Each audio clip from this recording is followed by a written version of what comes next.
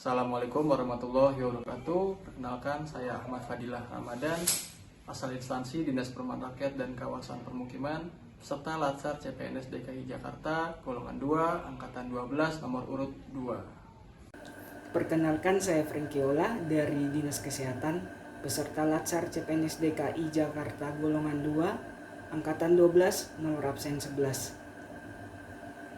Assalamualaikum warahmatullahi wabarakatuh.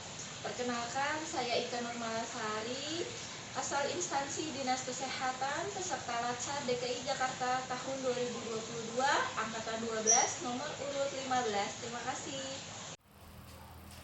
Assalamualaikum warahmatullahi wabarakatuh. Perkenalkan, saya Kurnia Novianto dari Dinas Bina Marga, peserta Latsar CPNS Provinsi DKI Jakarta, golongan 2, angkatan 12, nomor urut 18. Assalamualaikum warahmatullahi wabarakatuh. Perkenalkan, nama saya Bambang Rizky Chandra Setiawan, asal instansi dari Dinas Penanaman Modal dan Pelayanan Terpadu Satu Pintu Pemprov DKI Jakarta. Saya adalah peserta Latsar CPNS golongan 2 tahun 2022, angkatan 12, kelompok 2. Sebagai masyarakat Indonesia, pasti sudah tahu bahwa setiap tanggal 17 Agustus dijadikan sebagai Hari Kemerdekaan Indonesia, di mana Indonesia untuk pertama kalinya memerdekakan diri dari kejamnya penjajahan. Soekarno selaku Presiden pertama Indonesia memproklamasi kemerdekaan Indonesia yang terjadi pada 1945, bertepatan ketika di bulan Ramadan 1365 Hijriah, tepatnya terjadi pada hari Jumat tanggal 17 Agustus 1945. Bukan hal mudah untuk memproklamasikan kemerdekaan Indonesia. Ada sejarah panjang dan juga tumpah darah yang telah dirasakan oleh pendahulu kita. Berikut ini beberapa sejarah yang memutuskan tanggal 17 Agustus menjadi Hari Kemerdekaan Indonesia.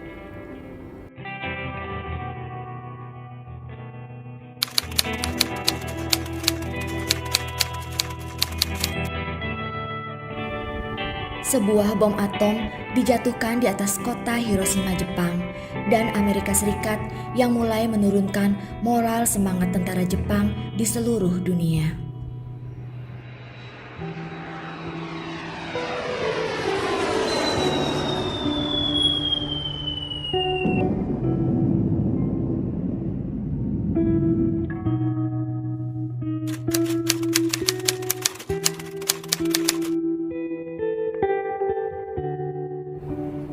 Pada sidang BPUPKI, nama ini diganti menjadi PPKI, Panitia Persiapan Kemerdekaan Indonesia.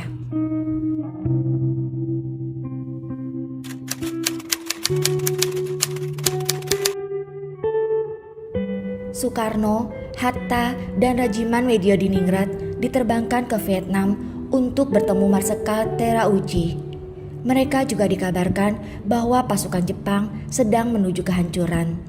Tetapi Jepang juga menginginkan kemerdekaan Indonesia pada tanggal 24 Agustus.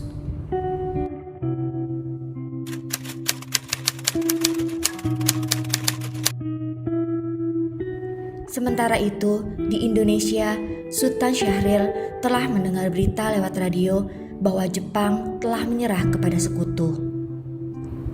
Syahrir memberitahukan kepada penyair Chairil Anwar tentang jatuhnya bom atom di Nagasaki, dan Jepang telah menerima ultimatum dari sekutu untuk menyerah.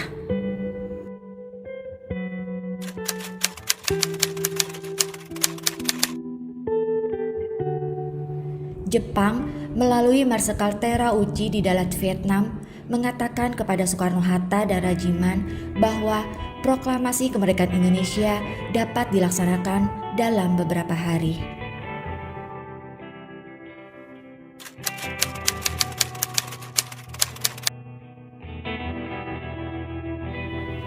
Saat Soekarno, Hatta, dan Regimen kembali ke tanah air dari Dalat, 200 km di sebelah timur laut dari Saigon, Syahrir mendesak agar Soekarno segera memproklamasikan kemerdekaan karena menganggap hasil pertemuan di Dalat sebagai tipu busuk Jepang.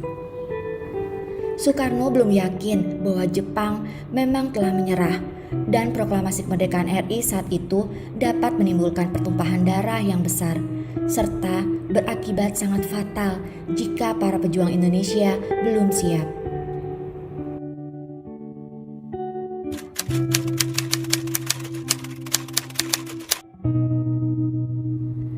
Jepang menyerah kepada sekutu. Tentara dan Angkatan Laut Jepang masih berkuasa di Indonesia. Karena Jepang telah berjanji akan mengembalikan kekuasaan di Indonesia ke tangan Belanda. Setelah mendengar desas-desus Jepang bakal bertekuk lutut, Soekarno dan Hatta mendatangi penguasa militer Jepang Gunsei untuk memperoleh konfirmasi di kantornya di Koningsplein, Medan Merdeka. Namun, kantor tersebut kosong. Soekarno dan Hatta bersama Subarjo kemudian ke kantor Bukanfu, Laksamana Maeda di Jalan Imam Bonjol. Maeda menyambut kedatangan mereka dengan ucapan selamat atas keberhasilan mereka di Dalat. Sambil menjawab, ia belum menerima konfirmasi serta masih menunggu instruksi dari Tokyo.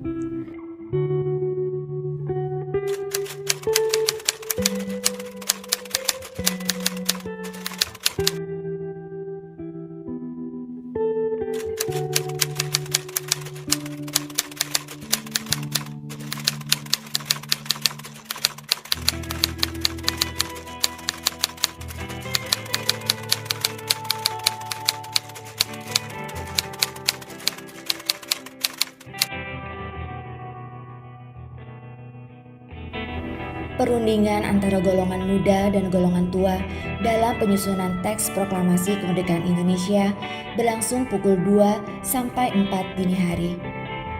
Teks proklamasi ditulis di ruang makan Laksamana Tadashi Maeda di Jalan Imam Bonjol nomor 1. Para penyusun teks proklamasi itu adalah Insinyur Soekarno, Dr. Andes Muhammad Hatta, dan Mr. Ahmad Subarjo. Konsep teks proklamasi ditulis oleh Insinyur Soekarno sendiri. Di ruang depan hadir BM Dia, Sayuti Malik, Sukarni, dan Sudiro. Sukarni mengusulkan agar yang menandatangani teks proklamasi itu adalah Insinyur Soekarno dan Dr. Andes Muhammad Hatta atas nama bangsa Indonesia. Teks proklamasi Indonesia diketik oleh Sayuti Malik.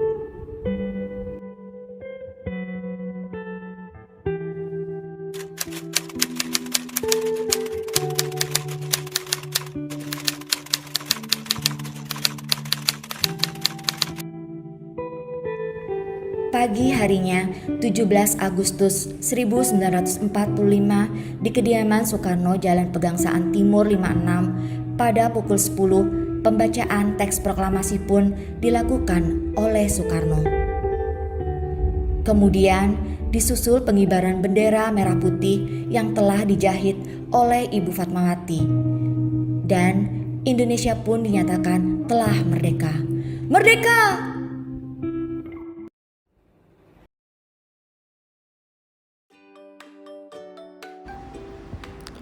Pagi yang indah, kami awali dengan hati bersyukur atas nikmat yang tak henti-hentinya Tuhan berikan pada setiap kami.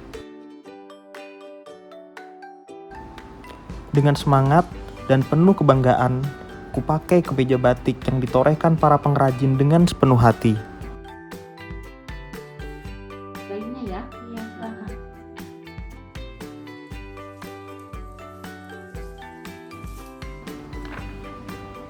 Hari ini adalah hari yang gembira, karena atas izin Sang Pencipta, kami diberikan kesempatan untuk melakukan kebaikan bagi sesama.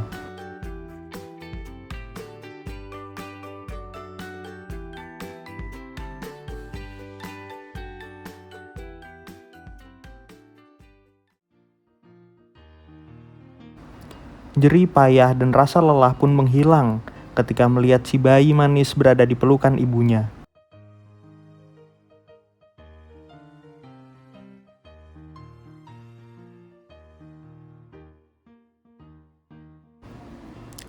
Kami pun tak lupa menjalankan apa yang menjadi kewajiban kami sebagai warga negara dengan membayar pajak demi terciptanya negeri yang berdaulat, adil, dan makmur. Hari ini adalah hari yang panjang. Tak lupa kami menutup hari ini dengan melakukan kebaikan sesuai dengan amalan nilai-nilai yang terkandung dalam Pancasila.